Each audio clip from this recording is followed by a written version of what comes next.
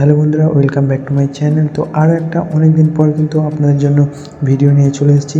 তো আজকের এই ভিডিওটাতে আমি আপনাদের দেখাবো কীভাবে তোমরা তোমাদের ফটোর ব্যাকগ্রাউন্ড চেঞ্জ করতে পারবে এবং ফটোর কোয়ালিটি পুরো হাই কোয়ালিটিতে এনহ্যান্স করতে পারবে খুব সহজে।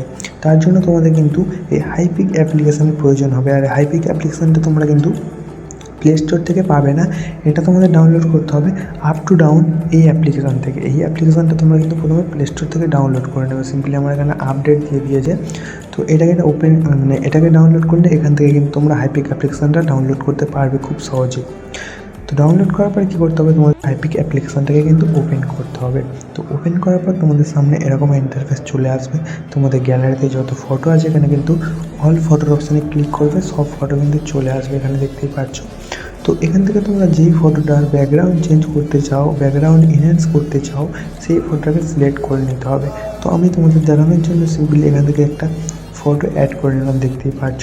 ফটো অ্যাড করার পরে এবার কী করতে হবে, তোমাদের ফটোটাকে কিন্তু প্রথমেই ক্রপ করতে হবে। তো ক্রপ করার জন্য নিচে কিন্তু তোমরা অনেকগুলো অপশান দেখতে পাচ্ছ, এখান থেকে অ্যাডজাস্ট অপশানে ক্লিক করে দেবে। ক্লিক করার পর এখান থেকে ক্রপ অপশানে ক্লিক করবে এবং তোমাদের ফটোটাকে কিন্তু ক্রপ অপশানে ক্লিক করে ফটোটাকে তোমাদের কিন্তু এরকমভাবে ক্রপ করে দিতে হবে। তো আমি যেরকমভাবে ক্রপ করছি এরকমভাবে তোমরা ক্রপ করে নেবে।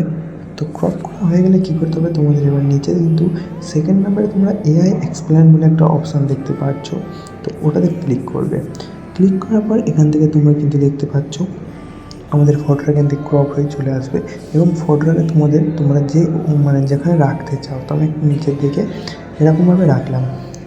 রাখার পরে তোমরা কিন্তু এখানে দেখতে পাচ্ছ চেঞ্জ এক্সপেক্টেড রেশিও, তোমরা এখান থেকে রেশিও সিলেক্ট করে নিতে পারো। তো আমি এখান থেকে 9:16 রেশিওটাকে সিলেক্ট করে নিয়েছি। তো এরপরে তোমাদের নিচে এন্টার ফন্ট বলে একটা অপশান আছে, তো এখানে তোমাদের ফন্ট লিখতে হবে। তোমরা তোমাদের ফটোর ব্যাকগ্রাউন্ডটা কীরকম ধরনের তোমাদের লাগবে তোমরা এখানে কিন্তু লিখে চেঞ্জ করে নিতে পারো। তো আমি তোমাদের এখানে একটা জাস্ট এক্সাম্পল একটা দিয়ে দিচ্ছি। ধরো আমি ফটোর পেছনে একটা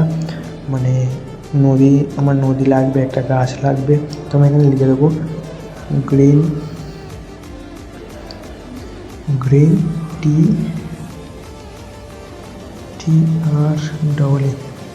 green tea and riverside and sunlight GHD sunlight DSLR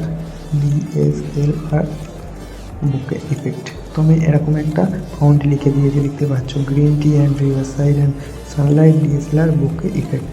তো এখানে অ্যালাউ করে দেবো। অ্যালাউ করার পর নিচে জেনারেট অপশানে ক্লিক করে দেবে। জেনারেট অপশানে ক্লিক করার সঙ্গে সঙ্গে কিন্তু আমাদের ফটোটা এখানে এক্সপ্লেন্ডিং হওয়া শুরু হয়ে যাওয়া দেখতে পাচ্ছ। তো এখানে তোমাদের 100 পর্যন্ত ওয়েট করতে হবে।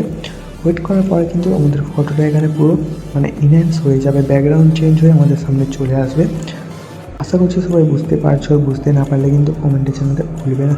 তো দেখতে পাচ্ছ একটু ওয়েট করার পরে কিন্তু আমাদের এখানে 3টে ফটো চলে এসেছে, দেখতে পাচ্ছ ব্যাকগ্রাউন্ড কতটা চেঞ্জ হয়েছে আর ফটোটাও কত সুন্দর লাগছে, দেখতে পাচ্ছ। তো তোমাদের যদি ওই ফটোগুলো যদি না পছন্দ হয় তাহলে তোমরা এখান থেকে ব্যাক করে দিতে পারো। ব্যাক করার পর আবারও জেনারেল অপশানে ক্লিক করবে। এবারে কিন্তু আরও 3টে ফটো আবারও চলে আসবে, অন্য ব্যাকগ্রাউন্ড অন্য ধরনের ফটো আরও 3টে চলে আসবে এখানে। তো একটু ওয়েট করতে হবে। দেখতে পাচ্ছ এখানে কিন্তু আরও 3টে ফটো চলে এসছে। তো এখান থেকে তোমাদের যদি ফটো এখান থেকে পছন্দ হয়ে যায় তাহলে এখান থেকে কিন্তু অ্যাপ্লাই করে দিতে পারো। আর পছন্দ না হলে তোমাদের যদি আমার প্রিভিউতে তোমরা যেমন দেখেছিলে ব্যাকগ্রাউন্ড দেখে প্রিভিউর ফটোগুলো যেরকম আমি এডিটিং করেছিলাম, যদি ওরকম তোমরা করতে চাও তার জন্য কী করতে হবে, আমি আমার ডিসক্রিপশানে একটা প্রম্পট দিয়ে দেবো। ওই প্রম্পটটা তোমাদের প্রথমে কিন্তু এখানে পেস্ট করতে হবে। এখানে কিন্তু তোমাদের প্রম্পটটা প্রথমে পেস্ট করতে হবে। তো আমি প্রম্পটটা প্রথমে পেস্ট করে দিচ্ছি। আর এই লিঙ্ক এটা কিন্তু এই প্রম্পটটা আমার ডিসক্রিপশানে আমি দিয়ে দিয়েছি, তোমরা ওখান থেকে কপি করে নেবে। তো তারপরে এখান থেকে অ্যালাউ করে দেবে। অ্যালাউ করার পর জেনারেট অপশানে ক্লিক করে দেবে। জেনারেট অপশানে ক্লিক করার পরে কিন্তু আমাদের ফটোটা এখানে আবারও কিন্তু 100 পর্যন্ত এক্সপ্লেন্ডিং হবে। এখানে একটু ওয়েট করতে হবে তোমাদের।